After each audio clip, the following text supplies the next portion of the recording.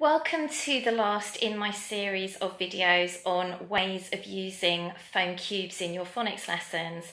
Today I'm going to be focusing on a phase 1 skill, phase 1 aspect 5, hearing the first sound of a word. If you've got children that are finding this skill difficult, I suggest starting with sounds which can be elongated. So in this particular instance today, I have chosen to focus on two sounds,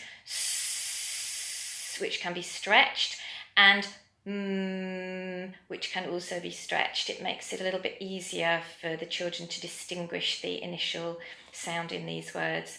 So you'll need a number of pictures with the s sound at the beginning and a number of pictures with the sound at the beginning. You'll need some on each foam cube.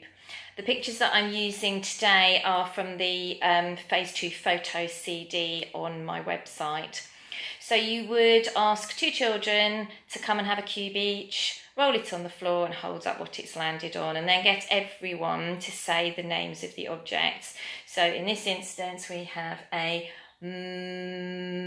mop and a sock.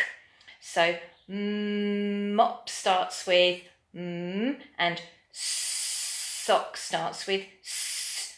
Do they start with the same sound? So you could get children to use a thumbs up if they think the answer is yes, a thumbs down if they think the answer is no, thumb in the middle if they're not certain what the answer is. Then you roll the dice again.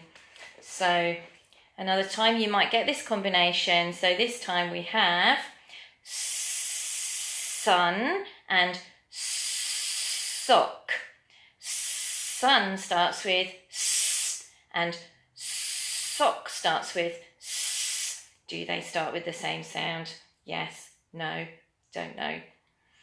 So that's the end of my series of videos on different ways of using the foam cubes in your phonics lessons.